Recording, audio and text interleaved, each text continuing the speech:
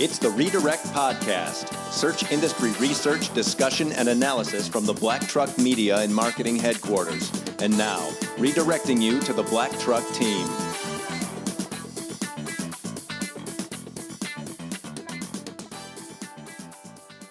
Welcome to episode 29 of the Redirect Podcast. It is Friday, January 12th, 2018.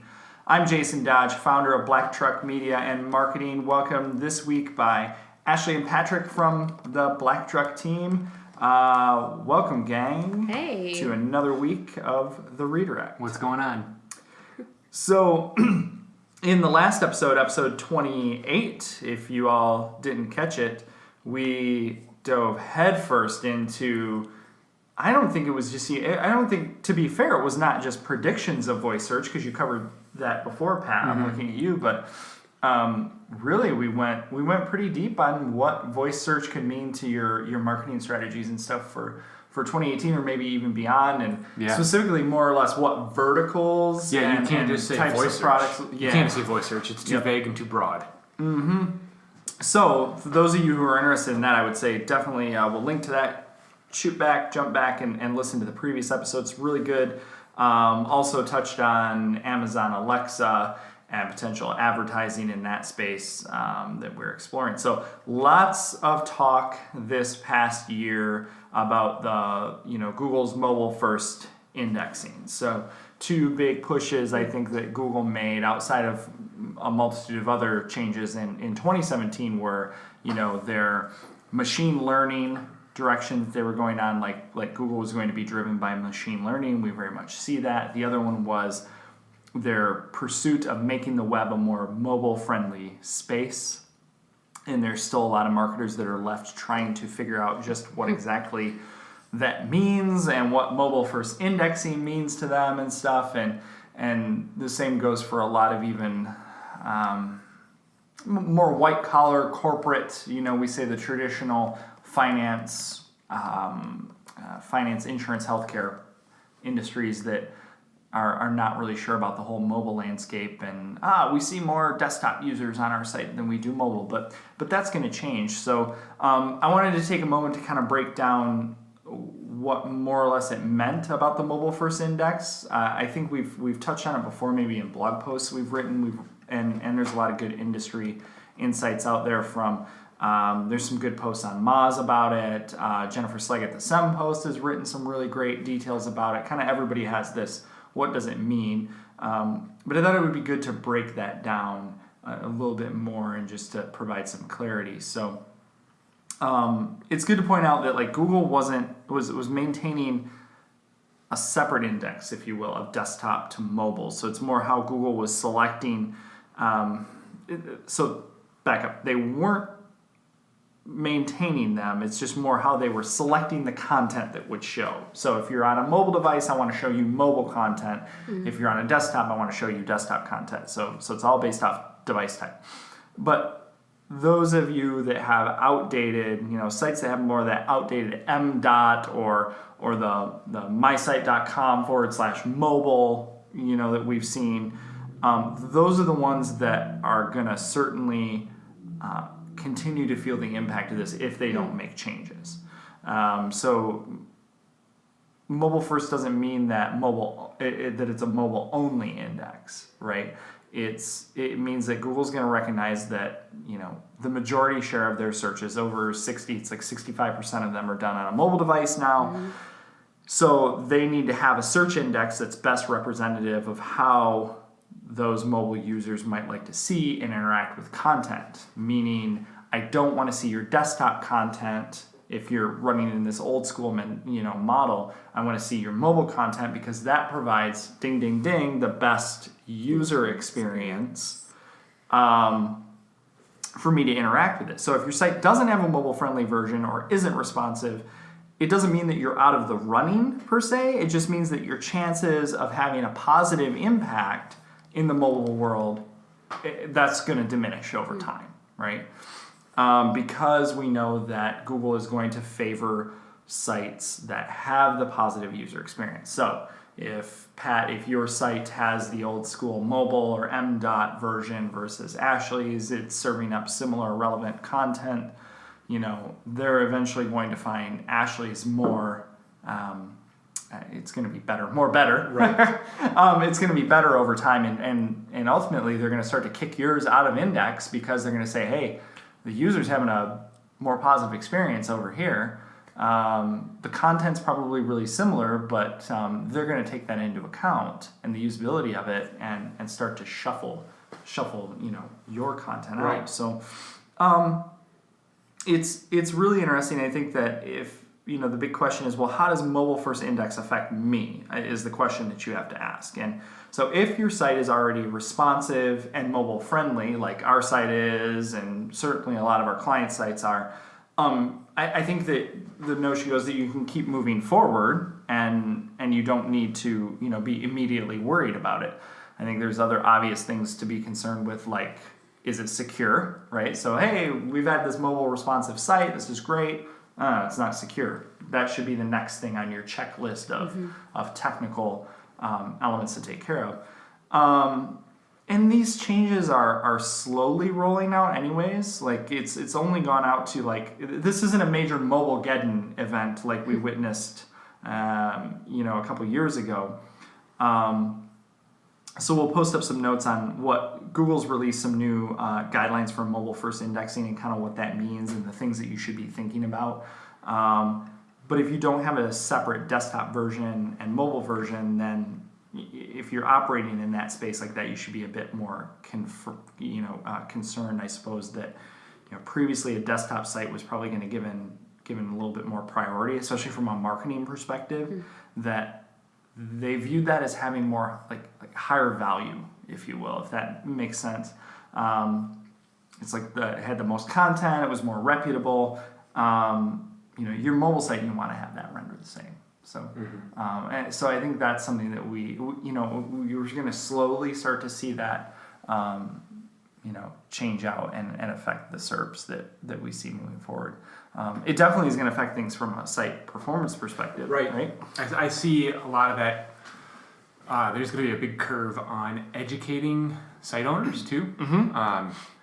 The old school mindsets that don't get it, or say that my people don't find me for mobile searches, so I don't need to worry about that. We see that a lot in this industry when usually by the time that they get on the phone with us, it might be they're past that point and they're willing to accept. But the outbound cold calls, I'm not saying that that's a practice here, but we've all seen it and have heard those stories, and we know that we often say, well, that's not how our site works. That's not how our business works. We don't need to do that. Right. Well, it's only going to make it worse. They have a bad site, and now that bad site is only going to get pushed even further and further down. And I think too, if you're looking at analytics data, look at your Google Analytics data and look in your behavior under types of site users and see the mobile to desktop user base.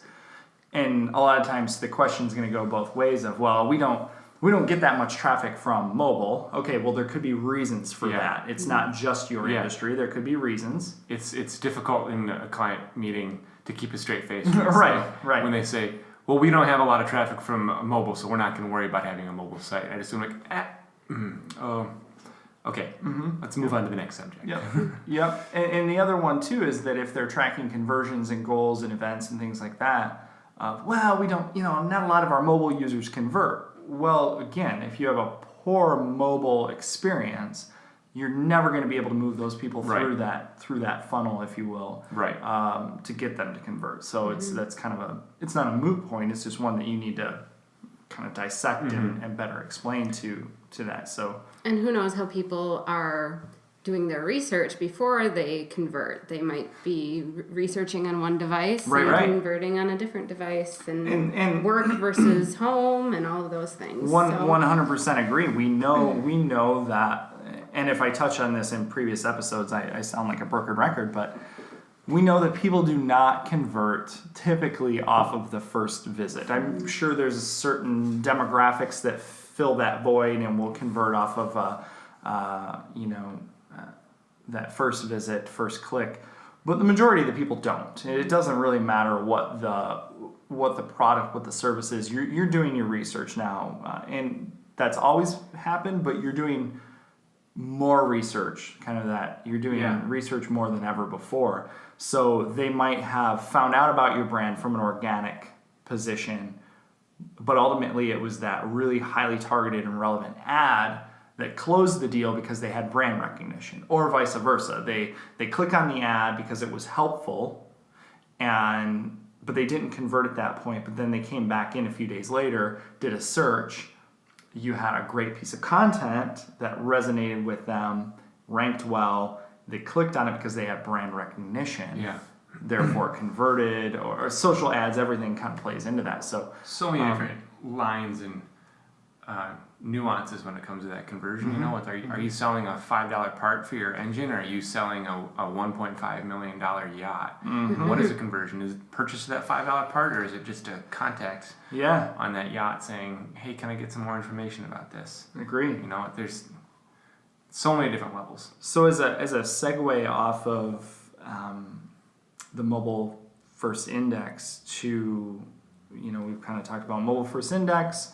What does it mean from a usability perspective, and making sure that you really are focused? That's like a real big theme, or should be a theme of your 2018 strategy, is my site performance. Like, I don't want to say to hell with your content, but God, if your site can't perform worth a damn, like, let's get that taken care of first, right? Let's not confuse Google with multiple site maps. Let's not make it super slow. Like, let's find really super efficient ways to make this site work better. Google just announced that the Page Speed Insights tool has been updated. We've relied on that amongst things like Pingdom and a couple other tools out there for, site performance. But they're using real world data from Chrome users, from the Chrome User Experience Report.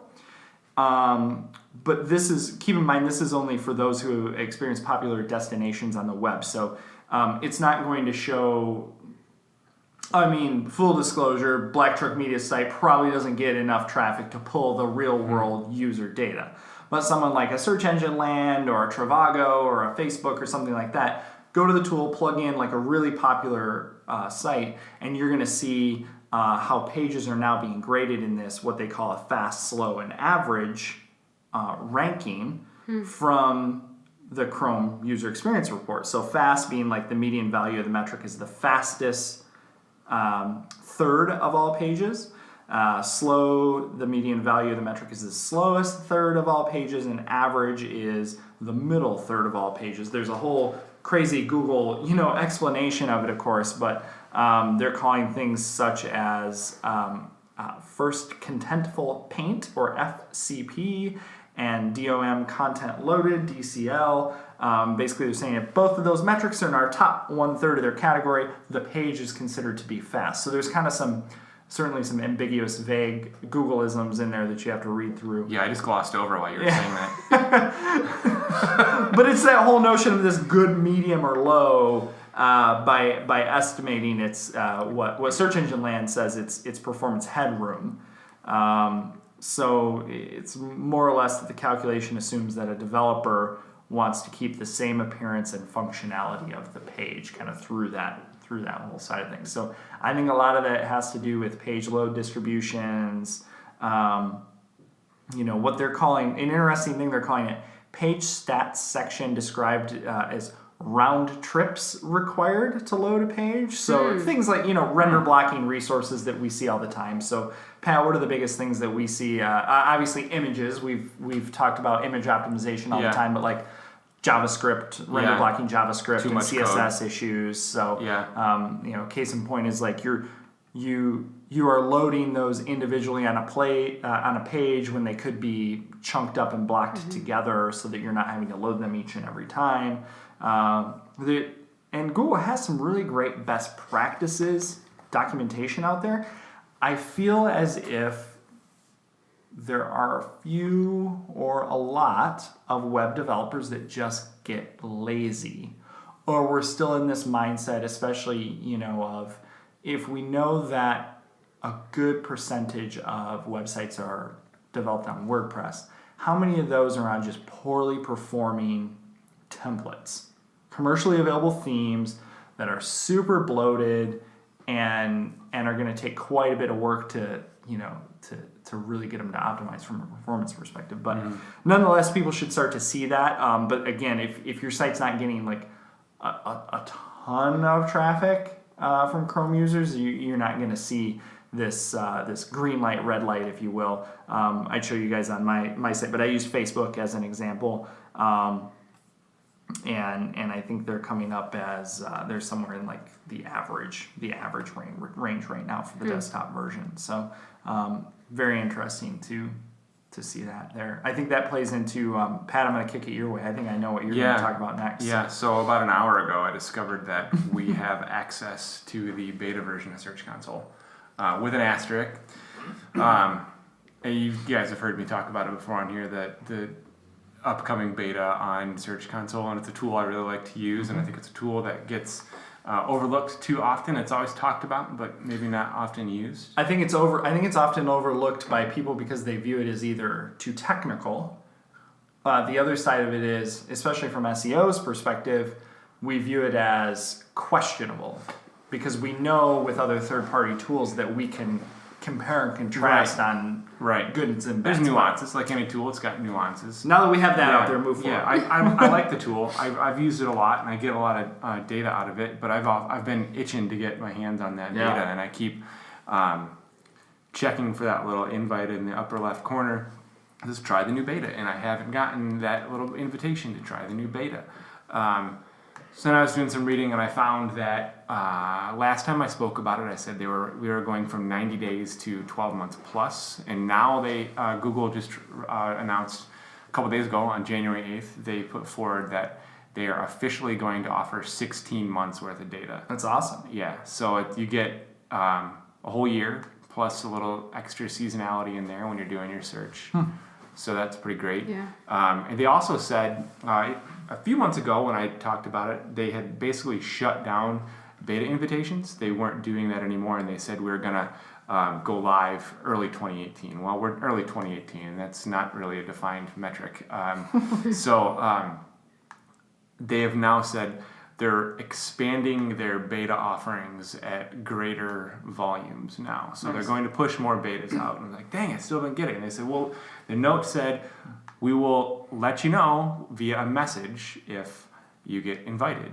And so I went through and I checked all my spam folders and I checked everything and did all the different various forms of Google subject lines, whatever that I could find, and it wasn't there. And then logged into our Search Console, and I was like, oh wait, there's a message section inside Search Console. I'm gonna look on that.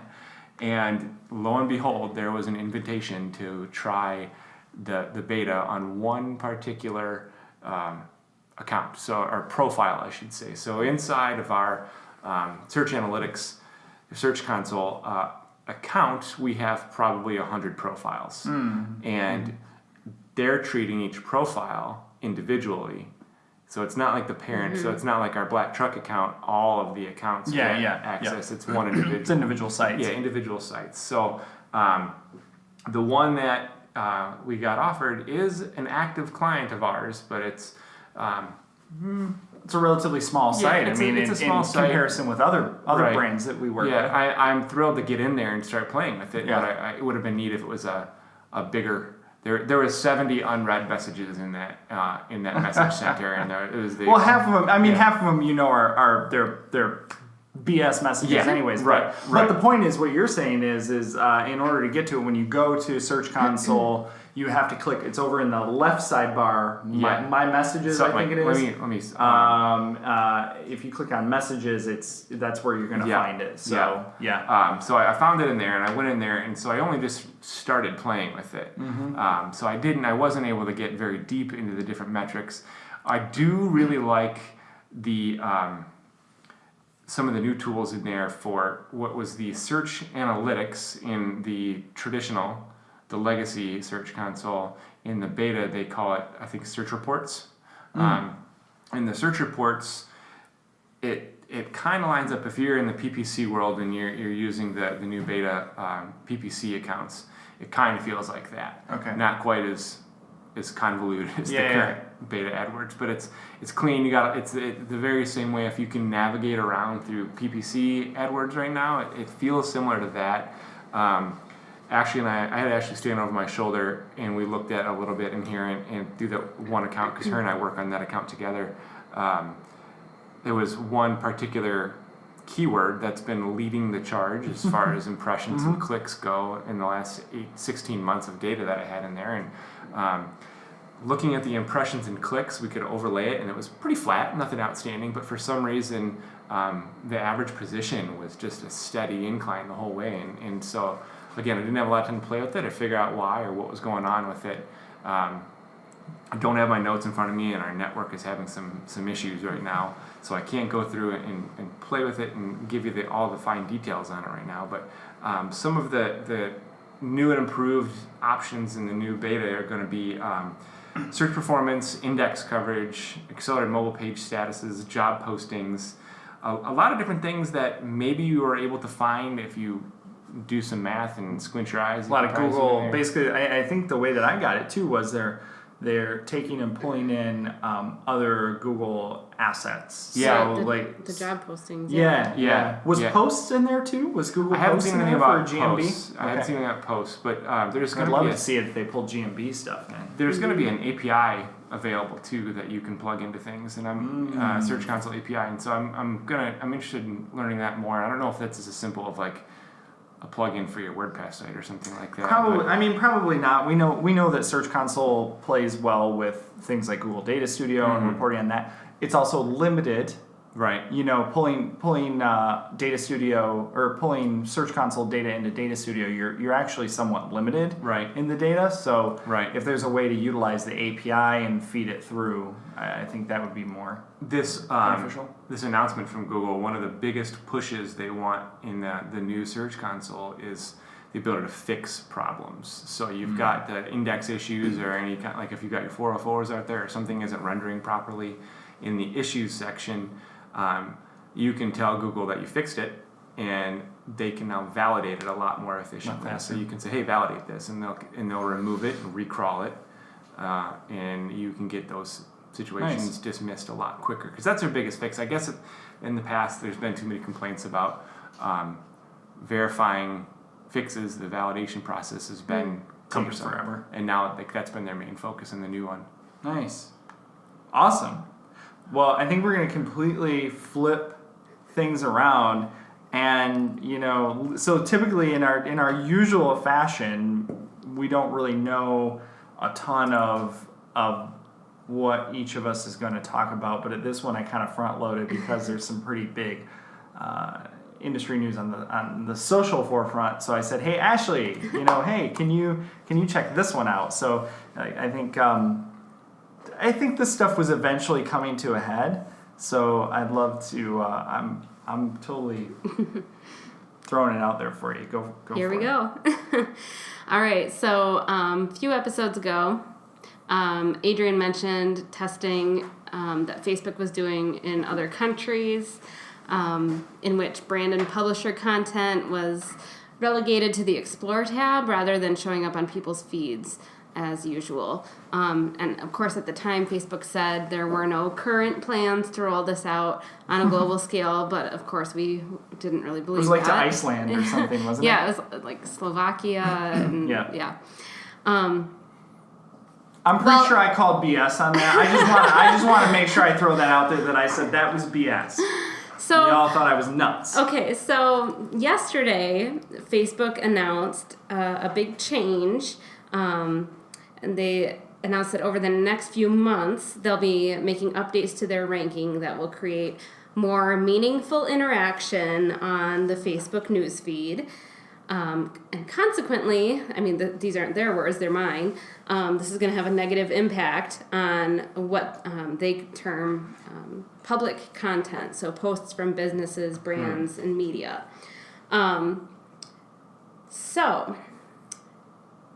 As we know, likes, comments, and shares are ranking signals on Facebook. If your content gets a lot of this interaction, it signals to Facebook that, this is something that people should see, and they, boost it up in the rankings. Okay, so page posts that generate conversation between people will now show higher in newsfeed still. again, just to back up a little bit, this change isn't going to relegate these publisher posts, brand page posts, to the Explore tab, like that test. So this is strictly... This is in your newsfeed. This is in your newsfeed. Right. So... real life. Real life. You don't have to go to a tab to see these posts, apparently, at least for now. Mm-hmm. That's not a change that Facebook is making. So they're framing it as a way of creating a better experience for Facebook users by showing them content from people they care about most at the top of the newsfeed. Okay, so... That you care about the most or that you interact with? Well, there you go. Okay.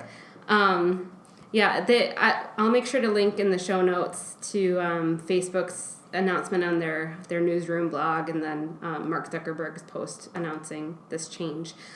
I took a lot of notes on this from various sources. Do you guys ever sort your news feed by most recent? I always sort it by most recent. I do too. I cannot stand the other format both, of it. Both mobile and desktop. It's the same thing with Instagram. You know, we talked about it last episode or 2 episodes ago about you know, when they changed their algorithm outline, and Twitter even has a setting like that where it's like the whole point of it is to see it in order, right? If I will, you know. Right. So, but sorry, yeah. No, it's good. So, So Facebook was saying in their announcement, you know, that this publisher content, the public content is, again, it's not being taken off of the newsfeed. It will still show up as long as it is generating some kind of interaction that shows that it's meaningful content. So it's not clickbaity, right? Fake right. news. So apparently they're still going to be combating engagement bait and clickbait. And of course, as part of their these updates, they're going to be showing more posts from friends and family on people's news feeds, updates that spark conversation. So that this could be like a news story that people are sharing with people, sharing on their pages. So you could show up from being shared by individual users. But Facebook came out and said in their announcement that, you know, this update probably means we'll be showing less public content, including videos and other posts from publishers or businesses. As we make these updates, they said, pages may see their reach, video watch time, and referral traffic decrease. Show me the money. Yeah.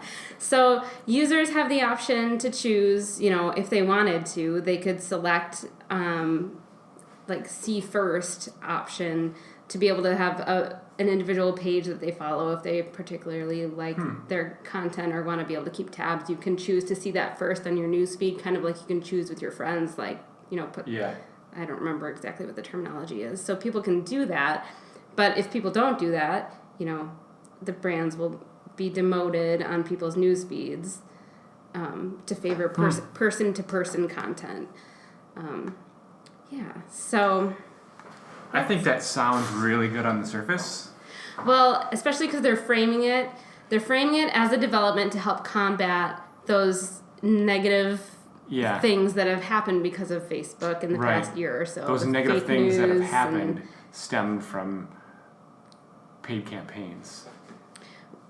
Right. Well, yeah. I mean, that's a really good point. As far as I know. Well, and fake news. Right. Because that, I mean, not all of that was the fake paid. news stemmed from, I think, fake individual user accounts that shared posts to the correct audiences, and those audiences, I think, were... I'm not going to start getting into that one, but you know where I'm going. What I'm trying to say. Well, that's one of my reactions was, you know, if you're going to see things at the top of your feed that attract the most interaction. Well, does that mean that I'm still going to be seeing posts from my racist uncle at the top of my feed because people are going to be, piling on in the comments, then I don't think that's going to really make a great experience for me. So. And the reason I asked about the chronological timeline is because my user habits, I don't consider myself an average internet user because of my profession. I always go default. I always switch to most recent. Does that make it moot? Because it's not the same algorithm. Mm-hmm. It's a time-based algorithm. Yeah. So I don't. It's interesting, and I don't do. Maybe is that a poll? How many people out there use Facebook on the default feed or the most recent feed? And I wonder, I didn't see anything about whether that option is going to stay or go. I don't think they can. I don't know if they'll force you to have to use this. Well, it certainly changes the ranking algorithm, right? We know that's going to determine what posts are visible or not, and so instead of the likes and click-throughs and things like that, I think the posts have to then originate from you, the person. So back to your original point, like that content from the brand can still come forward and come to light. It's almost like let's take for instance LinkedIn. Most brands don't you don't go to LinkedIn to follow a brand page. You don't necessarily go to Facebook to purposely follow a brand either, right? First and foremost, the reason that social network was created was friends, right? Collegiate friends, and it's grown from there. So case in point, we're coming full circle, and Facebook is becoming more social again.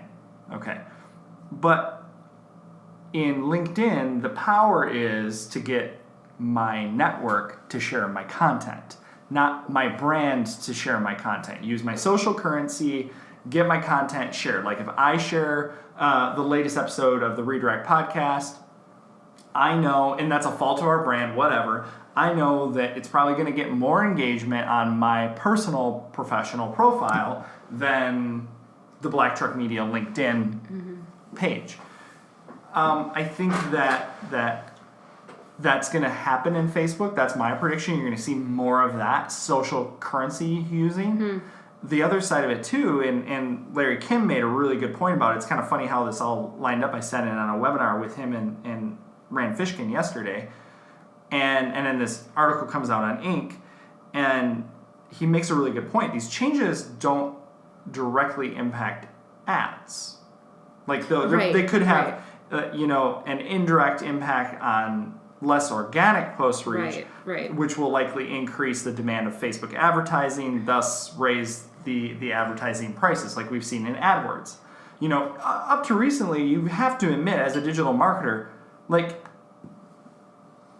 no offense to anybody who claims to be a paid social expert, but you've gotten away with it too long. You have gotten cheap leads, you've gotten in front of people for an obscenely less amount of money than other means of advertising. It is still to this date an extremely cheap, affordable, cost-effective, whatever friggin' buzzword you want to use, way to advertise to users.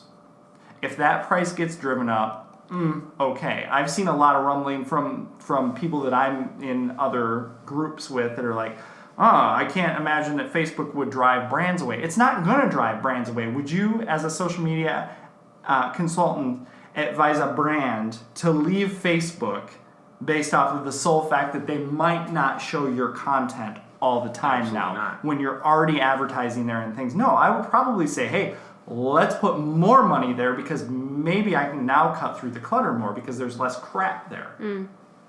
That's a complete... that might be an out there statement, but I think it's also asinine to say that I'm gonna drive brands away. I don't think it's gonna drive brands away. I don't either. I think it's gonna ultimately be a win-win. Like I said, it sounds good on the surface, and you dig in, there's some question marks, but ultimately it could very well be a win-win. Totally. The junk's gonna go away.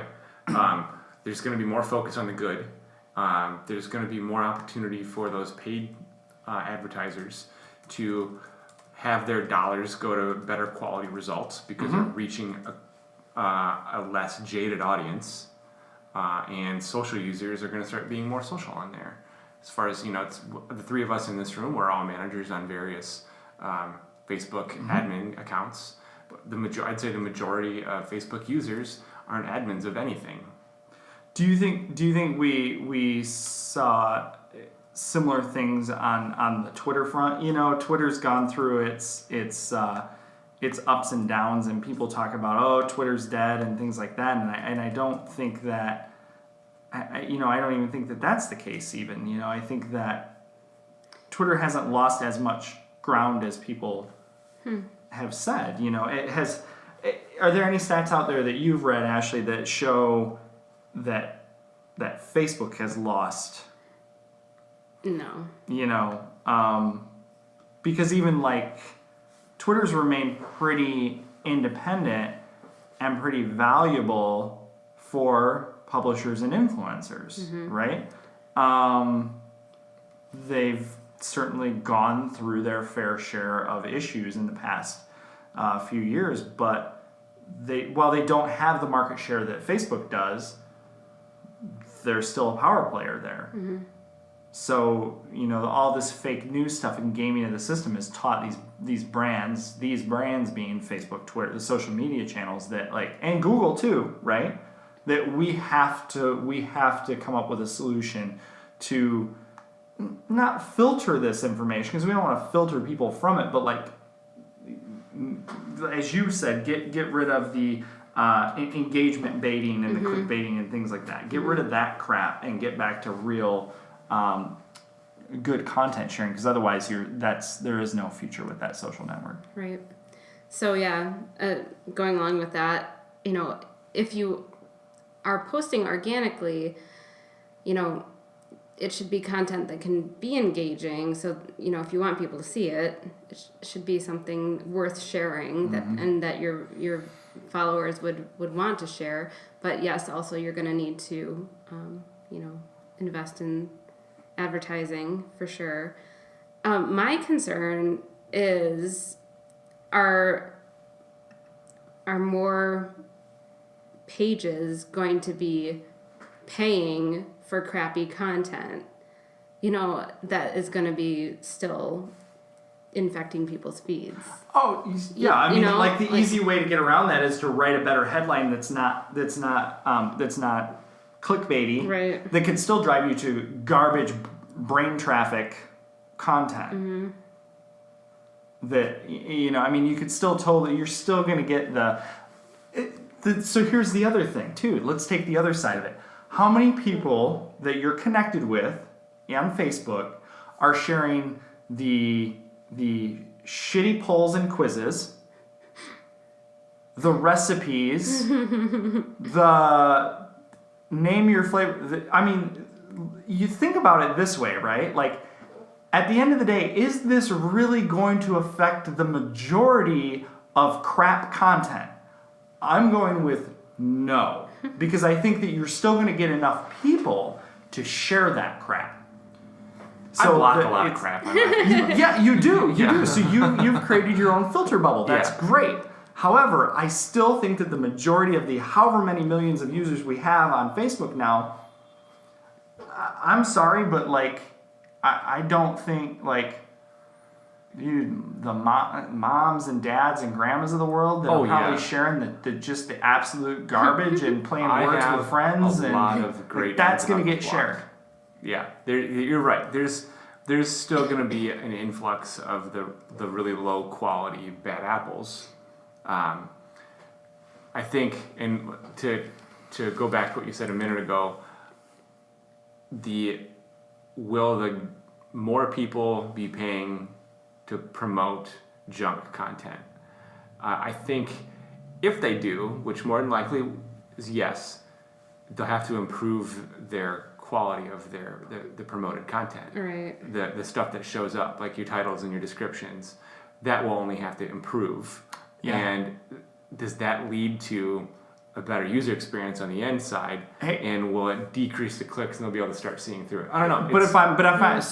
To play devil's advocate, if I'm running one of those junk network sites, I'm just going to call them that, junk network sites, I know what my CPM is, what I'm charging advertisers, so I know what I'm making. If my CPM is lower, then I'm paying Facebook for that traffic, and I'm making more, like I know what my profit margin is, like I tweak some titles, some descriptions of my ads, get it in front of people. Do I care? No, they're going to figure the model out, right? Part of me says, why didn't Zuckerberg come right out and say, hey, this is how we're going to combat fake news in 2018?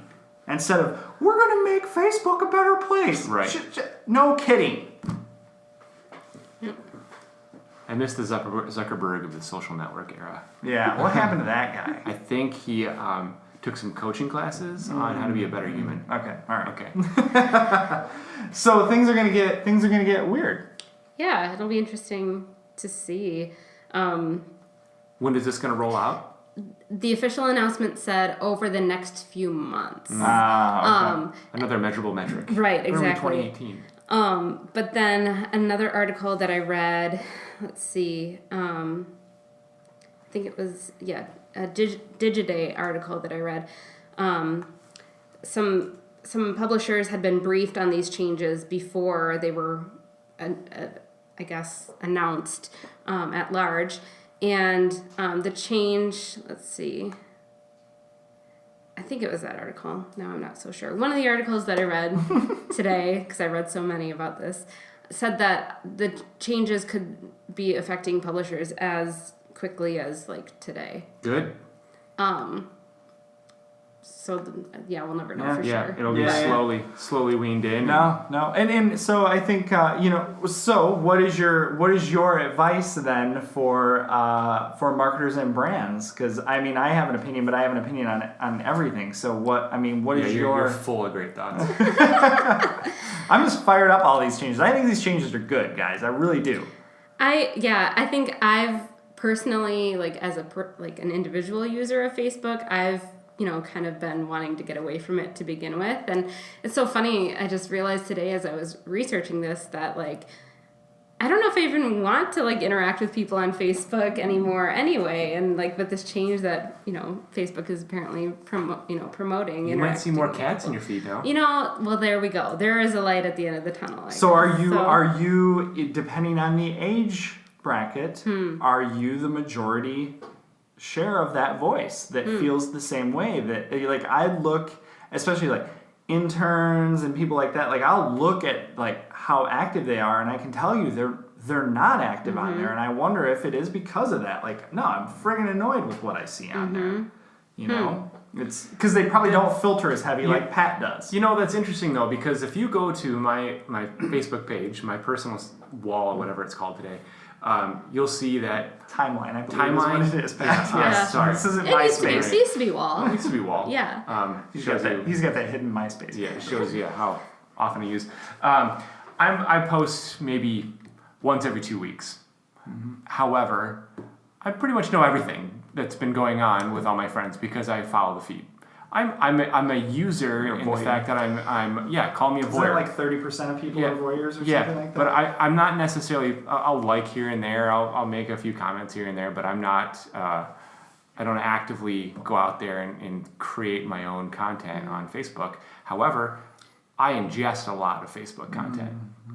Yeah. As a side note, I didn't really get to this, but these changes are also supposed to combat. I'm not saying that you're unhappy, Pat, but it's supposed to combat. Circle of trust, guys. Get it out. It's supposed to combat those negative feelings that people get from scrolling social media and endlessly without having meaningful interaction. How that's supposedly contributing to people being unhappy. This change is apparently supposed Freudian to. Facebook. Yeah. So. Jason, one of your favorite phrases is life hack. Here's my Facebook life hack. If you do the chronological feed, the most recent, your stopping point becomes when you see stuff already. That's stuff that you've already seen. So the algorithmic version, it's always changing, and you're always looking at different stuff.